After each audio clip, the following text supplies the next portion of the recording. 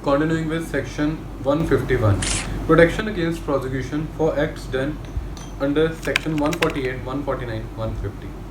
Dispersal वाले sections की बात करता है कि protection against the prosecution for, कहता है कि केस नहीं होगा अगर एक्ट कर रहे हो 148, 49, 150 के तहत. Sub section 1, no prosecution against any person for any act purporting to be done under section 148, 149, 150 shall be instituted in any criminal code. कहते हैं कि कोई भी बंदा जो काम कर रहा है 48, 49, 150 के तहत, तो कोई उसके ऊपर केस नहीं चलेगा except with the sanction from central government, अगर वो मेंबर है आर्म फोर्सेस का या ऑफिसर है आर्म फोर्सेस का, और with the sanction in any other case तो स्टेट गवर्नमेंट की सैंक्शन चाहिए. दूसरा कहता है कि किसी एग्जीक्यूटिव मजिस्ट्रेट पर, पुलिस ऑफिसर पर केस नहीं चलेगा अगर वो गुड फेथ में काम कर रहा था.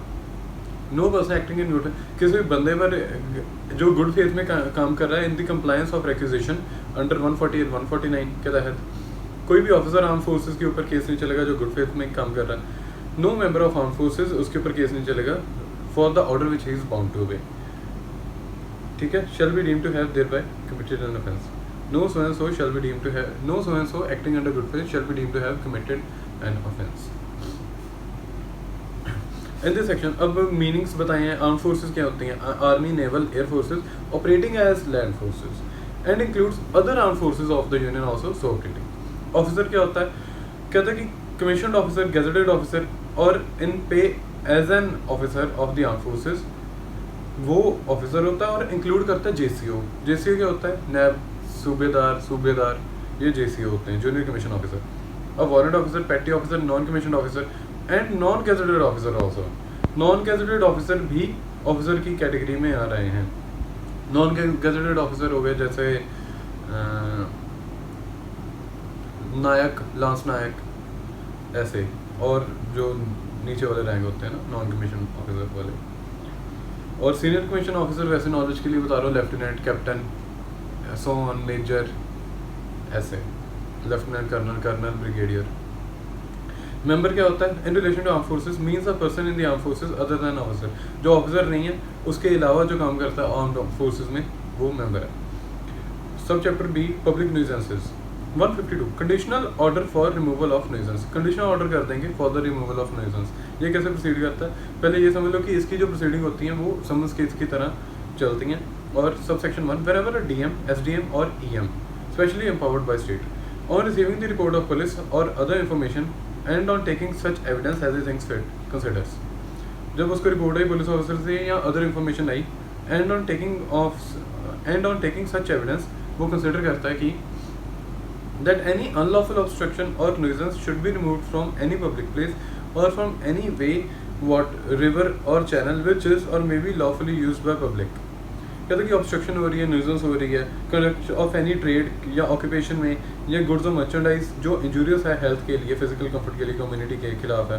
कंस्ट्रक्शन हो रही है बिल्डिंग की जो कॉन्फ्लैग्रेशन या एक्सप्लोजन करवा सकती है, तो उसको रुकवाना ज़रूरी है. या फिर कोई भी बिल्डिंग, टेंट, स्ट्रक्चर और any tree in any such a condition that it is likely to fall and thereby cause injury to person living carrying on a business in the neighbourhood for the removal, उसका removal, repair या support या उस tree की necessary है. कोई भी dangerous animal जिसको destroy, confine कर देना चाहिए या डिस्पोज ऑफ कर देना चाहिए अदरवाइज. या फिर कोई टैंक है, कुआं है, वेल है, कोई भी ऐसी चीज़ है जो जिसको फेंसिंग होनी चाहिए ताकि और डेंजर और ख़तरा ना हो सके. मतलब समाज के लिए जो खतरे वाली चीज़ें हैं उनको रोकने के लिए मोटा मोटा. सच मजिस्ट्रेट में make a conditional order requiring a person, तो उस वो वाला बंदा जो ऐसी हरकतें कर रहा है, डेंजर क्रिएट कर रहा है वो लोगों के लिए, तो उसके ऊपर कंडीशनल ऑर्डर कर देगा मजिस्ट्रेट की इस टाइम के अंदर अंदर इसको रिमूव कर, रेजिस्ट कर, रोक, इस चीज़ का खतरा होने से रोक, या वो चीज़ को अपने आप में खतरा है तो उसको डिस्ट्रॉय कर, कन्फाइन कर, डिस्पोज कर. और if he objects to do, और वो बंदा फिर आगे से कहता है कि नहीं मैं नहीं करूँगा, he objects to do to appear before, तो वो अपीयर भी नहीं होता है हिमसेल्फ या some other executive magistrate,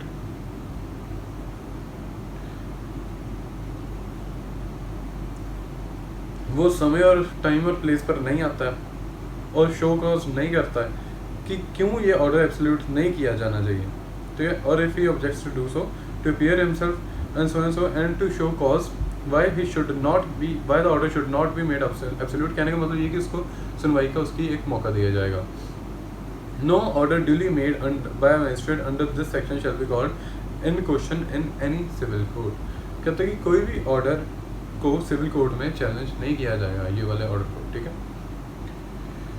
Explanation: Public place includes property belonging to the state, also camping grounds, grounds left unoccupied for sanitary or recreative purposes। सरकारी ज़मीन को भी प्रॉपर्टी पब्लिक प्लेस में इंक्लूड किया जाता है। बस ये कह रहे हैं पब्लिक प्लेस क्या है कि includes belonging to state, camping ground, park, ये वो recreative purposes etcetera. Section 153 service और नोटिफिकेशन ऑफ ऑर्डर। कौन से नोटिफिकेशन यहाँ सर्विस के बाद किस ऑर्डर की बात कर रहे हैं? कंडीशन ऑर्डर की। The order shell if practicable, वही सेम मतलब सीरीज वाइज कंटिन्यू होती है, स्टोरी की तरह चलते हैं, ठीक है section. The order shell if practicable be served on the person against whom it is made in a manner herein provided for the service of summons। कहते हैं जो ऑर्डर किया है as far as practicable be served, order उस बंदे को दिया जाएगा against whom it is made in the manner herein provided for the service of summons, इसलिए ताकि वही बात की उसको सुन सकें।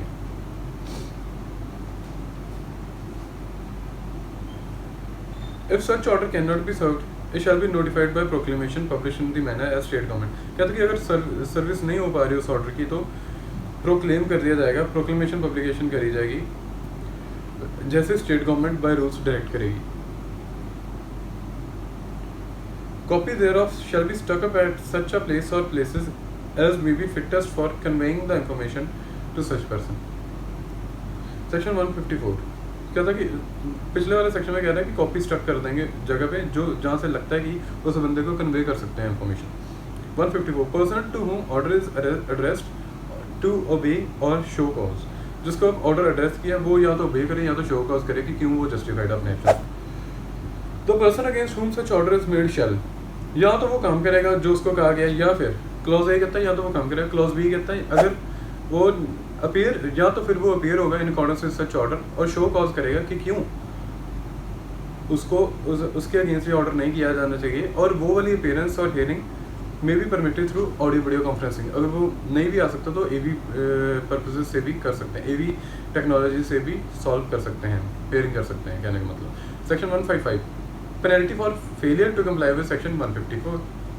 अगर पिछले वाले सेक्शन से कंप्लाई नहीं किया तो क्या होगा? तो होगा 188 आईपीसी, यानी कि अब 223 बीएनएस के तहत वो उसके खिलाफ वो पेनल्टी के लिए मजबूर होगा, वो लायबल होगा उस पेनल्टी के लिए। 188 की क्या पेनल्टी, यानी कि 223 की क्या पेनल्टी है कि सरकारी ऑफिसर ने आपको जो काम करने के लिए कहा आपने उसको रिफ्यूज़ किया, ठीक है। फेलियर टू कंप्लाई मतलब disobedience to an order promulgated by public servant, यानी कि पब्लिक सर्वेंट ने जो फैसला कर दिया उसको डिसोबीडियंस देना, उसके सजा 223 बीएनएस।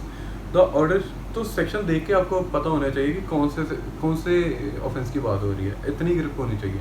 ये तो बेसिक है, सारे सेक्शन पानी की तरह रटे हुए होने चाहिए, ये बेसिक है, ये ज़रूरी है, ये वो मानते हैं। बाकी की चीज़ों की तैयारी मैं करवा रहा हूँ, अब रट्टा थोड़ी बजवा सकता हूँ, ठीक है। अब इतना बता सकता हूँ कि ये आपको करना है तो करना है, ठीक है। आपको ये चीज़ें आपको सेक्शन बाय सेक्शन याद करना होगा तो करना होगा कि कौन सा नंबर क्या सेक्शन है। ये हार्श ट्रूथ है बट यही है। तो कहता है कि उस लायबिलिटी के लिए वो पेनल्टी के लिए लायबल होगा और ऑर्डर एब्सोल्यूट कर दिया जाएगा। जो कंडीशनल ऑर्डर है that will be made absolute. Section 156 procedure where public existence of public right is denied. कहते हैं कि जहाँ पे ऑर्डर किया 152 के तहत कि प्रिवेंशन ऑफ ऑब्स्ट्रक्शन, न्यूइजेंस और danger to the public in the use of any way of river, channel, place, ठीक है, वे की बात कर रहे हैं। तो मैजिस्ट्रेट क्या करेगा? क्वेश्चन करेगा as to whether he denies और एक्सेप्ट्स। अगर वो डिनाई करता है तो वो प्रोसीड करेगा बाय 157 और इंक्वायरी करेगा उस मैटर में। Subsection 2 if in such inquiry magistrate finds that there is any reliable evidence in support of such denial. उसको लगता है कि मैजिस्ट्रेट के सामने वो अपीयर हुआ बंदा, उसने बताया कि मैं इसलिए डिनाई कर रहा हूँ, और उसको लगता है कि बाद में दम है, तो वो मैजिस्ट्रेट स्टे कर देगा प्रोसीडिंग को जब तक existence of such right has been decided by competent court. तो जब तक कॉम्पिटेंट कोर्ट से फैसला नहीं आ जाता, जो भी फैसला आएगा वो फाइनल होगा। और if he finds that there is no such evidence तो फिर वो अगेन प्रोसीड करेगा 157 के तहत। Person who has on being question by magistrate under subsection 1 वो फेल कर गया डिनाई करने में एग्जिस्टेंस के लिए, तो और वो फेल कर गया एविडेंस देने के लिए कि क्यों ये प्रोसीडिंग्स उसके खिलाफ नहीं होनी चाहिए, वो नहीं ये प्रूव कर पाया, तो shall not in the subsequent proceedings be permitted, तो आगे वाली प्रोसीडिंग्स में उसको नहीं अलाउ किया जाएगा डिनाइल करने के लिए, क्योंकि वो पहले ही नहीं प्रूव कर पाया, तो बार बार क्यों, है ना। Section 157 procedure where person against whom order is made under section 152 appears to show cause notice, तो कहते हैं कि जो बंदा जिसके खिलाफ ऑर्डर हुआ वो आता है और शो को सेक्शन 152 में उसके खिलाफ ऑर्डर हुआ और वो आता है और शो कॉज करता है।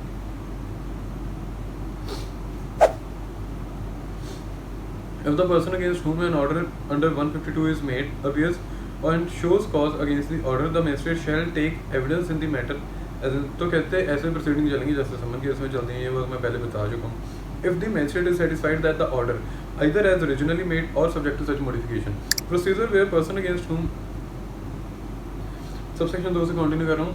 If the magistrate is satisfied that the order either as originally made or subject to such modification as he considers necessary is reasonable and proper, तो कहता है कि अगर सेटिस्फाई हो गया कि मैजिस्ट्रेट उस ऑर्डर से मैजिस्ट्रेट सेटिस्फाई हो गया कि ऑर्डर जो ओरिजिनली किया था या थोड़ी सी मॉडिफिकेशन करने के बाद उसको लगता है कि रीजनेबल और प्रॉपर है कि ये ऑर्डर को एब्सोल्यूट कर देना चाहिए विदाउट मॉडिफिकेशन या विद मॉडिफिकेशन, तो वो कर देगा।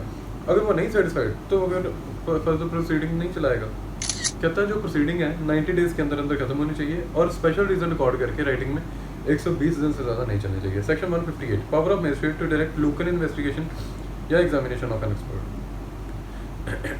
अब पावर है मैजिस्ट्रेट के पास, लोकल इन्वेस्टिगेशन करवाएगा, मौके की शनाख्त करवाएगा या फिर एग्जामिनेशन करवाएगा एक्सपर्ट से, एक्सपर्ट जाके बताएगा कि क्या उसकी रिपोर्ट है। मैजिस्ट्रेट में for the purposes of inquiry, inquiry कैसे करेगा 156 और 157 के तहत वो इंक्वायरी जो कर रहा है डायरेक्ट करेगा लोकल इन्वेस्टिगेशन को कि लोकल इन्वेस्टिगेशन करो या समन करेगा एग्जामिन करेगा एक्सपर्ट को।